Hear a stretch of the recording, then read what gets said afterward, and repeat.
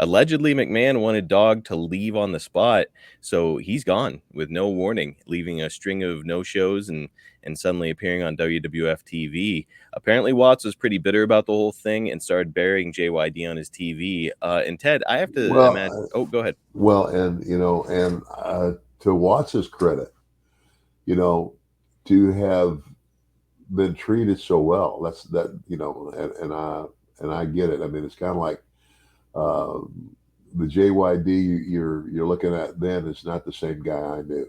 Hmm. Is for you to have worked for any promotion. I mean, the old school way was, back when it was all territories. I mean, that and now this is the beginning of Vince McMahon's basically expanding to the whole country. In other words, the WWE was I mean, and I think he went around to all the promoters. This is true. He went around to all the promoters of all the territories and said, "Here's what I'm about to do. So I'm just giving you fair warning. If you would like to join me, you're welcome to."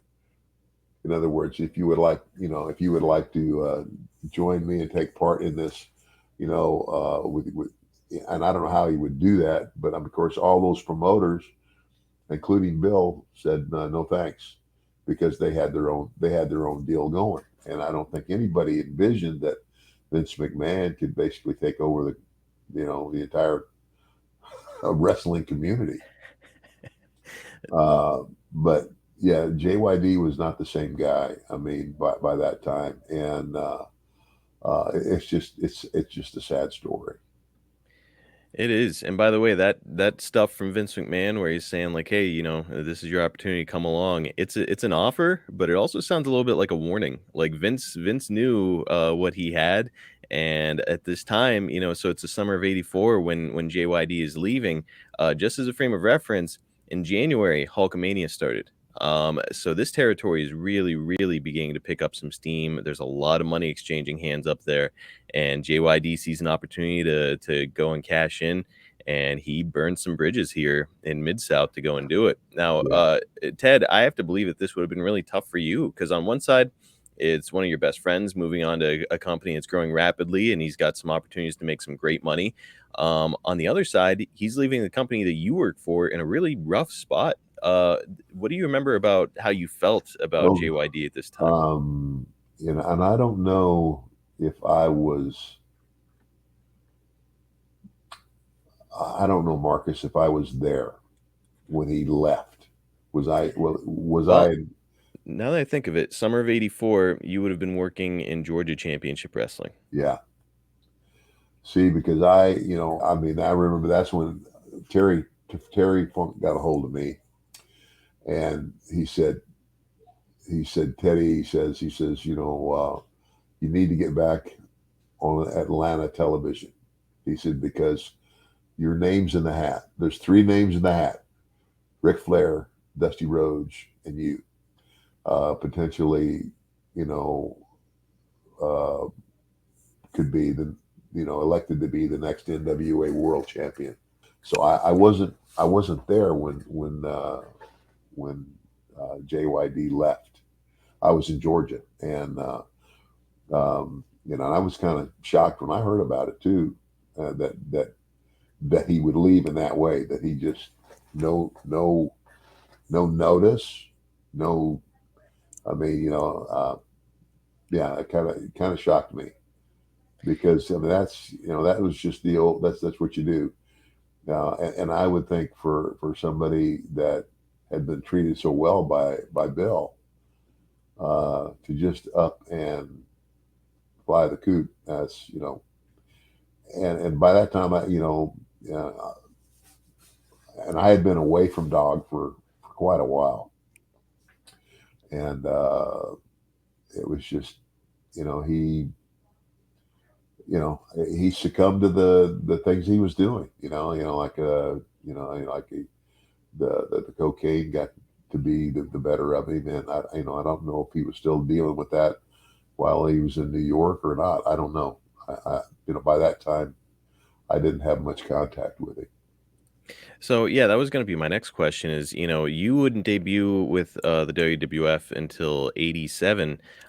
In those years in between, I mean, because we're talking about the best man in your wedding. Clearly you thought Yeah, highly of this man. yeah. Did you remain in touch with him at all? Did he reach out to you? Not much. I mean, it's kind of like, that's it's crazy, but in the wrestling world, I mean, it's kind of like you end up in a place with a bunch of guys, and you're there, and you work together, and one guy goes one way, and another guy goes another way, and then you may not see somebody for 2 or 3 years, and then all of a sudden you're together again, and it's like you saw him yesterday. Pick right It's back like, up where you left off. let's just pick up from where we left off and keep going. It's he's getting used primarily in kind of a comedic mid-card role here in the WWF, which is fine, and he's doing a great job with it. He's making good money, so certainly nothing wrong with it. Just not the same as it was, with this wild, insane success that he was having in Louisiana. Yeah. And I am curious, when you do arrive in the WWF, did you spend much time with him, travel with him, anything like that? Well, I didn't go to the WWF until '87, Right, and he was there until late '88. and so we I mean, because of the structure of things, we obviously when we could be together we were, but a lot of times, I mean, because of the expansion and the way Vince was booking things, it wasn't like everybody was in the same place on the same night. I mean, Right. he had a crew here, there's a crew here.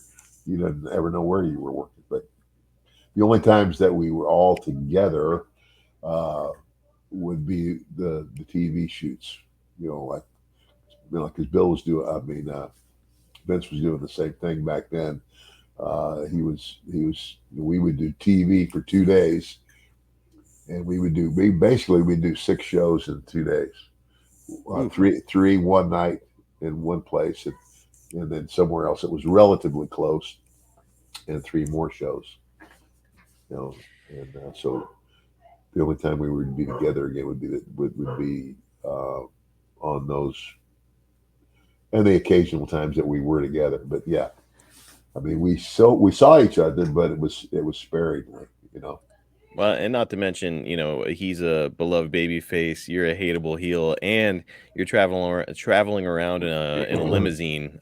So probably would have been weird for fans to see him step out of a limousine with you, even if you guys had been working in the same town. So Yeah. just it is what it is.